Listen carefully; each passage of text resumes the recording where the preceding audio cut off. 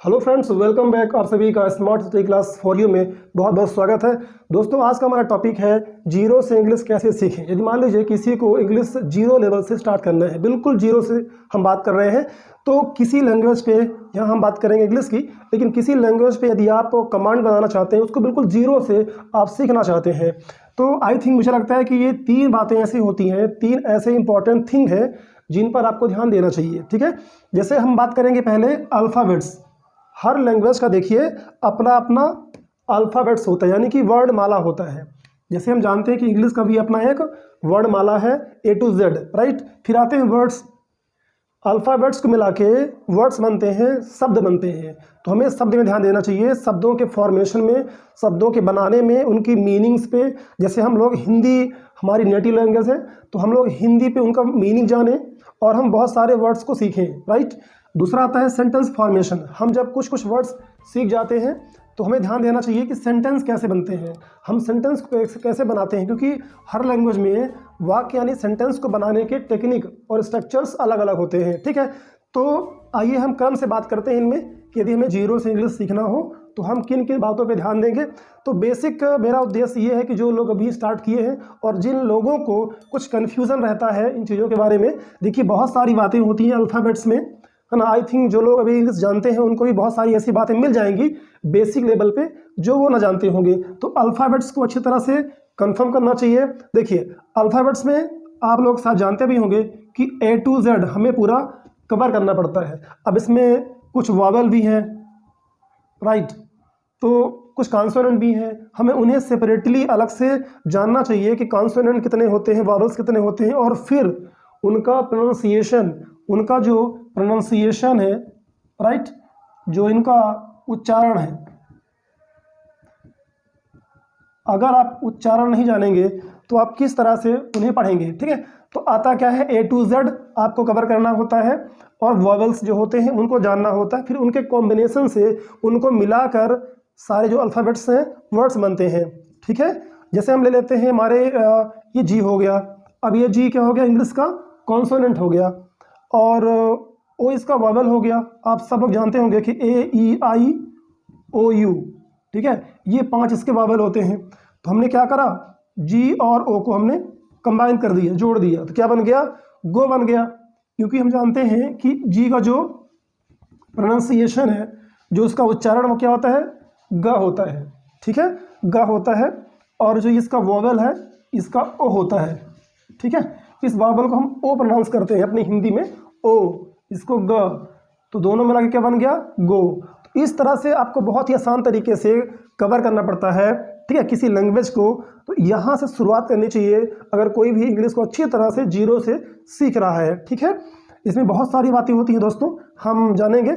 अच्छा, मैं आपको यहाँ पर एक बात और बता दूँ कि जिनको अल्फ़ाबेट्स और वर्ड्स के बारे में अभी शुरुआत करनी है, तो हमने बहुत सारी वीडियोस बना रखी हैं। हम इस वीडियो में उसका लिंक दे देंगे, आप वहाँ से जाकर अल्फ़ाबेट्स और वर्ड्स के बारे में, आप जैसे हिंदी में नाम बनाना होता है, जो बहुत छोटे छोटे वर्ड्स होते हैं उनका मीनिंग, ठीक, उन्हें कैसे पढ़ेंगे, तो ये बहुत सारे इसमें वीडियोस बन चुके हैं ऑलरेडी।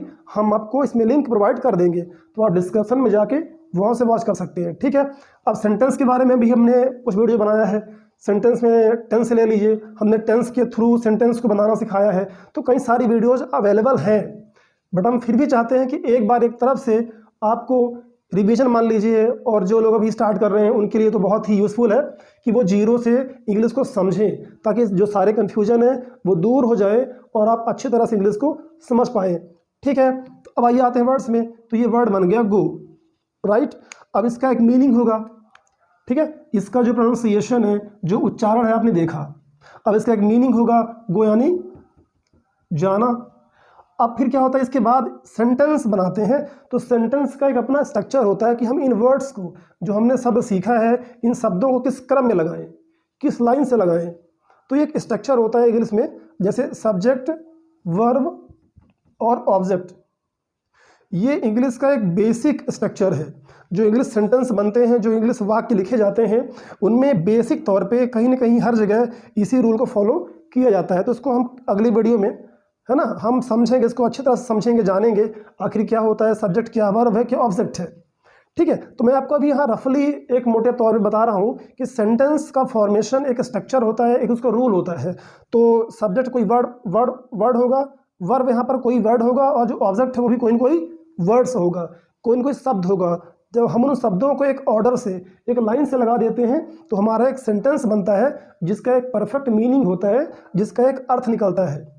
ठीक है। तो आई थिंक मुझे लगता है कि आपने अभी समझा होगा कि अगर हम जीरो से, स्पेशली इंग्लिश की बात कर रहे हैं, अगर आपको सीखना है तो आपको पहले अल्फ़ाबेट्स को अच्छी तरह से जान लेना चाहिए।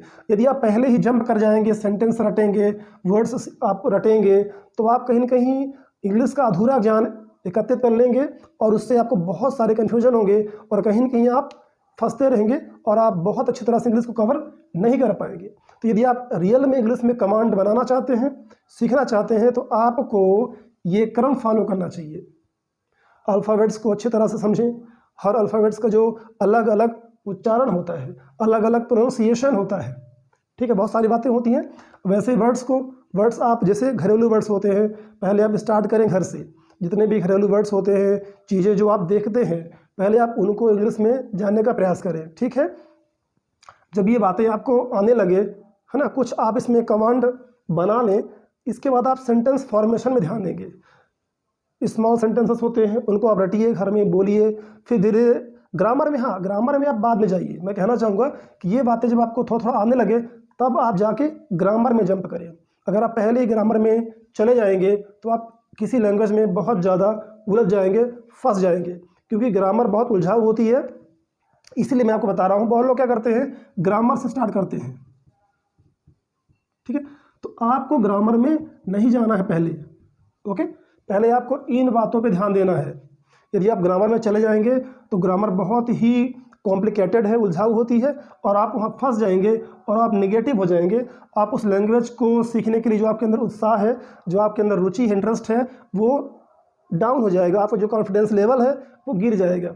तो वो अच्छी बात नहीं है। सो आप यहाँ से आराम से स्टार्ट करें, और इसके बाद जब ये चीज़ें आपको आने लगे, आप सेंटेंस वगैरह थोड़ा बोलना स्टार्ट कर दें। छोटे मोटे सेंटेंस होते हैं, उन्हें घर में आप इस्तेमाल करें, जैसे go, sit down, come here, don't do it, ठीक है, कॉल हिम, कम बैक। तो इस तरह से बहुत सारे स्मॉल सेंटेंसेस होते हैं। जब आपसे ये बनने लगे, आपको इंग्लिश समझ में आने लगे, इसके बाद आप ग्रामर को टच करिए। ठीक है। हाँ, ग्रामर लास्ट में आपको पढ़ना पड़ेगा। अगर आप परफेक्ट कमांड रखना चाहते हैं इंग्लिश में, तो आपको लास्ट में ग्रामर सीखनी पड़ेगी। ठीक है, लेकिन वो बात की बात है। तो आई थिंक दोस्तों, आपने वो बेसिक बातें सीखी जो इंग्लिश सीखने के लिए बहुत ही ज़रूरी होता है। तो चलिए, हम अगली वीडियो में कवर करेंगे, अल्फ़ाबेट से शुरू करेंगे, वर्ड्स सीखेंगे, सेंटेंस सीखेंगे। तो आपको करना क्या है, आपको कमेंट करके बताना है कि आप कहाँ से स्टार्ट करना चाहेंगे। बेसिकली जो खास काम से जुड़े हुए हैं, तो वो अल्फ़ाबेट्स जानना चाहेंगे अच्छी तरह से कि उन्हें अल्फ़ाबेट्स आता है, उसमें आपको परफेक्शन है, तो आप वर्ड से शुरू करेंगे। ठीक है, इस तरह से आप कमेंट करके बताएंगे।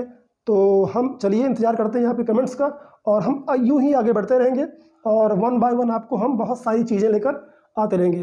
तो इस वीडियो में हमारे साथ जुड़ने के लिए आप सभी का बहुत बहुत धन्यवाद।